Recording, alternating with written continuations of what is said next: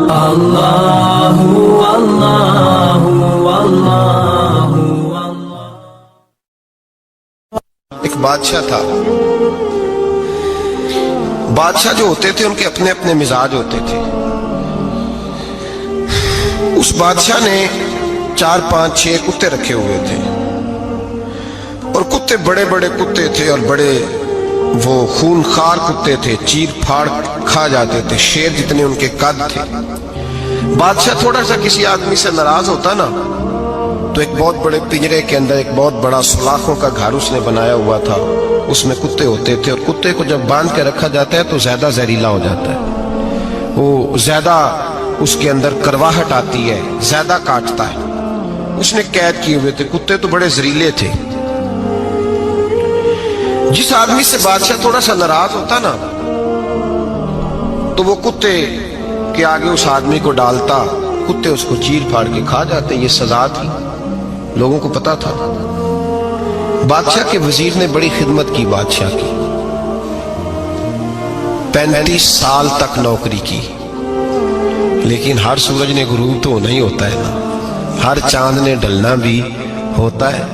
اب بوڑھا ہونے لگا, وہ جو مضبوط حافظہ تھا وہ کمزور ہونے لگا, ہلکی ہلکی غلطی. بادشاہ مزاج کا بادشاہ تھا پر نہیں سمجھ میں آیا. تو میں نے کہا کہ لوگ کہتے ہیں ہمیں کام پیارا ہے, چم نہیں. تو رشتہ وفا کا تھا ہی نہیں. وزیر سمجھنے لگا کہ اب نہ میں بھی غلطیاں کرنے لگا ہوں تو ایسا نہ ہو کسی دن میں بھی ان کتوں کا شکار ہو جاؤں. اس نے بادشاہ سے کہا کہ بادشاہ مجھے آہستہ آہستہ معذرت کرنے لگا, قدم ہٹانے لگا کہ مجھے چھٹی دے دی جائے, میں بوڑھا ہو گیا ہوں. لیکن اس نے کہا نہیں نہیں, جب تک میری طبیعت نہیں مانتی تم نہیں جا سکتے. مطلق العنان لوگ تھے. وزیر خاموش ہو گیا, پریشان رہنے لگا. غلطی ہو گئی یہ تو پھینک دے گا. ایک تجویز اس کے ذہن میں آئی. وہ جو پنجرے, کتوں کے پنجرے پر محافظ بیٹھا تھا نا, جو ان کو کھانا ڈالتا تھا, روٹی ڈالتا تھا, گوشت دیتا تھا, اس کو ایک دن کہنے لگا یار تیری ڈیوٹی ہے سارا دن کتوں کو کھانا دینے کی, گوشت دینے کی, تو 2 4 دن ڈیوٹی مجھے نہیں دیتا؟ تو لے لے, میں تو پہلے پریشان ہوں, سارا دن ان کی دیکھ بھال کرتا ہوں. اس نے کچھ تھوڑا سا گوشت لیا, پنجرے کے باہر کھڑے ہو کے کتوں کو ڈالا. اگلے دن تھوڑی روٹیاں لے آیا, کتوں کو ڈالی. 2 4 دن, ہفتہ, مہینہ, سال بھر, جتنا اس کو موقع ملا وہ دن بھر خدمت کرتا. بس وقت ایک دن آ گیا, بادشاہ کو کوئی بات اچھی نہ لگی. اس نے کہا اس بڈھے کو اٹھاؤ اور ڈالو کتوں کے پنجرے میں. ساری زندگی یہاں رہا, اسے ابھی تک نہیں پتا چلا میرے مزاج کا. جب اٹھا کے پنجرے میں ڈالا نا تو بجائے اس کے کہ کتے اسے کاٹ کھاتے, وہ اس کے پیر چومنے لگے. وہ پیر چومنے لگے, ہاتھ چومنے لگے, چاٹنے لگے. تو بادشاہ سامنے کھڑا تھا نظارہ دیکھنے کو کہ چیر پھاڑ کرتے تو خوش ہوا کرتا تھا, خونخوار درندے جیسی اس کی طبیعت ہو گئی. جب دیکھا پیار کر رہے ہیں تو بادشاہ وزیر سے کہنے لگا یہ کیا ہے؟ تو وزیر رو پڑا, کہنے لگا تو سیاستدان تھا تو میں بھی سیاستدان تھا, ساری زندگی سیاست کی لیکن دنیا داروں کے ساتھ رہا, تو انجام یہ ہوا کہ مجھے اس پنجرے میں ڈال دیا گیا. دیکھ تو بہت بڑا سیانہ تھا اور میں بھی سمجھدار تھا, وزیر رہا, لیکن ہمارا روح کا رشتہ نہ بن سکا. ارے ہم سے تو یہ کتے ہی اچھے نکلے. تیری 40 35 سال خدمت کی تو تو نے کتوں کے آگے ڈال دیا. انہیں تو چند مہینے روٹی ڈالی ہے, میرے وفادار ہو گئے. چند مہینے روٹی, جنہ تنا وچ عشق نہ رچیا کتے او نہ تھی چنگے. جنہ تنا وچ عشق نہ رچیا کتے او نہ تھی چنگے. مالک دے کر راکھی کر دے سابر بھوکے ننگے. اور بابا بلے شاہ صاحب فرماتے ہیں تو راتی جاگے تے شیخ صدا میں, راتی جاگ دے کتے تے تیتھوں اتے مالک دا در مول نہ چھڑ دے. پاویں مارو 100 جتے تے تیتھوں اتے رکھا سکھا کھا. دنے جار رکھاں وچ ستے تیتھوں اتے ایک برکی دا قدر پچھانن.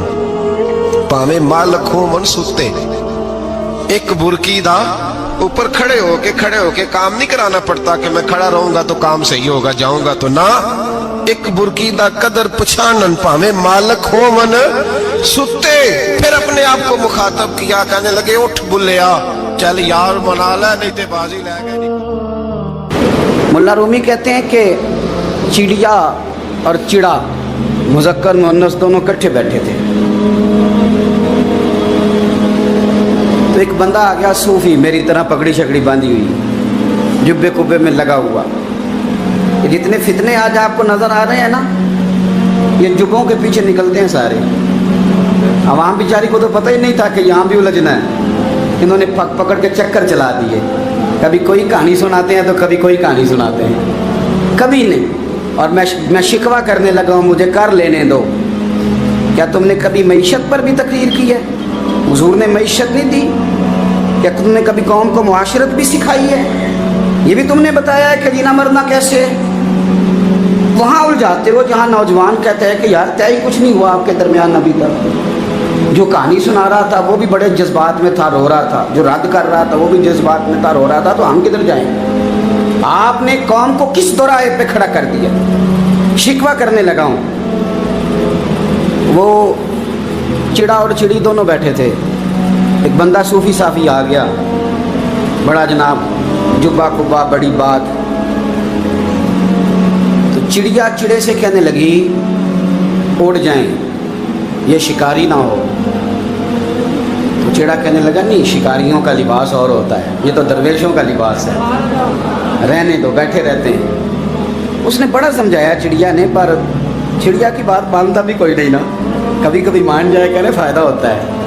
اب چڑیا کی مانے کون؟ چڑیا کو تو لوگ چھوٹا جانتے ہیں. تو وہ چڑا بیٹھا رہا, پر وہ بندہ آیا.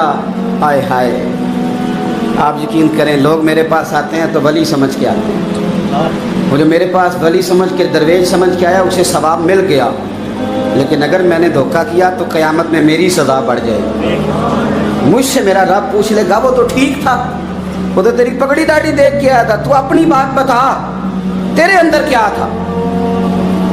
تو وہ قریب آیا نا وہ صوفی درویش, اللہ ماشاء اللہ, اس نے نا گلیل پیچھے چھپائی ہوئی تھی. اس نے گلیل نکالی اور ماری اور چڑا مر گیا. چڑیا بڑی پریشان ہوئی. اس نے جا کے بادشاہ کو شکایت کی, جنگل کے بادشاہ کو, شیر کو. شیر نے کہا تو فکر نہ کر, بندہ پکڑ لیتے ہیں. بندہ پکڑ لیا, گرفتار کر لیا, سامنے آ گیا. تو چڑیا کہنے لگی, شیر کہنے لگا چڑیا سے کہ اب نہ پکڑ تو ہم نے لیا ہے, سزا ہم نے نہیں دینی. اگر یہ بات آپ کی سمجھ میں آ گئی نا, مسئلہ صرف لیڈروں کا نہیں, کارکن بھی بڑے خطرناک ہیں. ناراض ہو گئے ہو؟ مسئلہ مریدوں کا نہیں, یہ پیروں کا نہیں, صرف یہ مرید بھی نہیں کہیں ہلنے دیتے. یہ بھی نہیں سے نہیں کہانی روز بنا کے لاتے ہیں اور آ کے سناتے ہیں. سنو, وہ چڑیا سے کہنے لگے, بادشاہ سلامت, شیر صاحب کہنے لگے کہ سزا تیری مرضی کی دینی ہے, تو بتا کیا سزا دے. تو چڑیا رو پڑی, کہنے لگی بادشاہ اسے سزا کوئی نہیں دینی, ایک بس حکم دینا ہے. اسے کہا وہ کیا؟ تو وہ کہنے لگی اسے حکم کریں, اگر اس نے شکار کرنا ہے تو لباس بھی شکاریوں والا پہننا ہے. اس نے لباس صوفیوں والا پہننا ہے اور اندر سے شکاری ہے. بس اسے حکم کرتے ہیں کہ اس نے شکار کرنا ہے تو لباس بھی, اللہ کرے آپ کی سمجھ میں بات آئے. اور سیاستدان, تو نے لباس پہن لیا ہے, خدمت کار ہے تو شکاری. اور بیوروکریٹ, اور تاجر, تو نے لباس پہن لیا ہے خدمت کا اور تو شکاری ہے. وہ بہت بڑی جگہ پہ بیٹھے ہوئے افسر, تو نے لباس پہن لیا ہے ایک بہت بڑے افسر کا, ایک محکمے کو سنبھالنے کا, اور اندر سے تو رشوت کھاتا ہے, شکاری ہے. اور درویش صاحب, مولوی صاحب, اور بڑے کام میں لوٹنے کے لیے درویش بن کے تو نہ لوٹے. آپ کی طبیعت کے اندر دولت سے بیزاری. حضرت ابو درداء, حضرت ابو موسیٰ اشعری, حضرت ابو ہریرہ رضی اللہ تعالیٰ عنہ, یہ سمجھ لیں ان کے کلاس فیلو تھے, ان کے ساتھ پڑھا تھا انہوں نے. حضرت ابو ذر غفاری ان پر بھی جلال کرتے. آپ یقین کریں کہ طبیعت نا ایسے کیف میں آ گئی ان کو پڑھ کے.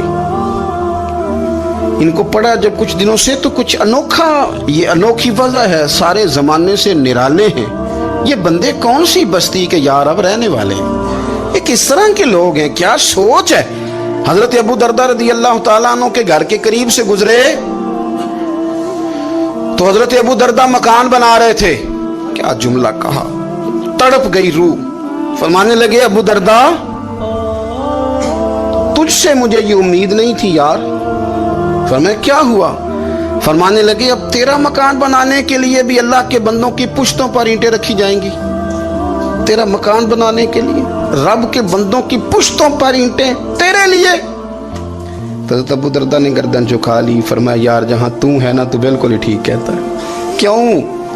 میرے نبی پاک صلی اللہ علیہ وسلم نے فرمایا اس زمین کے اوپر اور آسمان کے نیچے ابو ذر غفاری سے سچا بندہ کوئی نہیں، ان سے زیادہ سچا کوئی نہیں۔ فرمایا تو ٹھیک کہتا ہے یار، صحیح کہتا ہے۔ حضرت ابو موسیٰ اشعری رضی اللہ تعالیٰ عنہ کو گورنر بنا دیا گیا عراق کا۔ اب حضرت ابو موسیٰ اشعری صحابہ میں ایک بڑے جلیل القدر صحابی ہیں، اور ان کی عظمتیں، رفعتیں، بلندیاں کیا کہنا، بڑی گہری دوستی تھی۔ لیکن جب وہ گورنر بن گئے نا تو آپ نے فرمایا بس بھئی اب تو نے عہدہ لے لیا ہے، یہ بندے کو ٹھیک نہیں رہنے دیتی چیزیں، اب تو عہدے میں چلا گیا ہے۔ بڑی مدت کے بعد ملاقات ہوئی حضرت ابو موسیٰ اشعری کے ساتھ، وہ دوڑ کے آئے حضرت ابو ذر غفاری کے گلے ملنے، میرا بھائی میرا بھائی۔ فرمایا پیچھے ہٹ جا، میں نہیں تیرا بھائی، تو گورنر ہے، میں غریب آدمی ہوں، اپنا کام کر۔ پھر دوڑ کے آئے، فرمایا ابو ذر تو میرا بھائی ہے یار، اکٹھے پڑھتے تھے حضور۔ فرمایا نہیں جا تو نہیں میرا۔ پھر آئے، جانتے تھے نا یہ سچا بندہ ہے، یہ سچا بندہ ہے، یہ تقریروں والا نہیں، صرف وعظوں والا نہیں، اس کے اندر بھی بڑی سچائیاں ہیں۔ قریب آئے، آ کے کہا یار تو میرا بھائی ہے، میرے سینے لاگ۔ فرمانے لگے تو تیسری بار آیا ہے، مومن ہے، میں منہ نہیں موڑ سکتا، پر پہلے مجھے بتا گورنر بننے کے بعد تو نے مکان کتنے بنائے، باغ کتنے لگائے، چکیاں کتنی لگائیں، کتنے تو نے چیزیں بنائی ہیں، پہلے بتا۔ تو ابو موسیٰ اشعری نے ان کا ہاتھ پکڑا، رونے لگے، کہنے لگے جس محبوب سے تو نے تربیت لی ہے میں بھی انہی کا نوکر ہوں، جن کپڑوں میں میں عراق گیا تھا میرے آج بھی وہی ہیں یار، کیا بات کرتا ہے تو، میرے وہی ہیں۔ مجھے بتا اگر یہ عہدے خدمت کے ہم نہیں لیں گے تو پھر کیا ظالموں کو دیں گے، غیروں کو دیں گے؟ نہ کر، کچھ نہیں بنایا۔ حضرت سیدنا ابو موسیٰ اشعری رضی اللہ تعالیٰ عنہ روئے، اور جب کہا نا کوئی شے نہیں میرے پاس، تو فرمایا اچھا چل آ جا، پھر سینے لگ جا، تو واقعی میرا بھائی ہے۔ پھر حضرت ابو ذر غفاری نے محبت فرمائی، وہ درویشی، وہ فقیری، وہ سادگی، وہ نورانیت، وہ دل کے ساتھ اندر۔ ہمارے تو بہت سارے لوگ ہیں جو کہتے ہو کہاں لے جانا ہے مال، کیا ضرورت ہے مال کی، ہر وقت مال کی مخالفت کرتے ہیں، لیکن دل ان کا کہتا ہے کہ آئے صحیح کسی طریقے سے، پہنچے صحیح۔ حضور نے فرمایا بعض لوگوں کی زبانیں شہد سے زیادہ میٹھی، دل بھیڑیے سے زیادہ خطرناک، اوپر سے کہہ کچھ رہے ہیں اندر حالات کچھ اور ہیں۔ لیکن حضرت ابو ذر غفاری رضی اللہ تعالیٰ عنہ دوری دولت سے، آپ فرماتے کیوں ہیں لوگوں کے پاس مال، کس لیے اتنا مال جمع کیا ہے، کیا ساری غریبی ختم ہو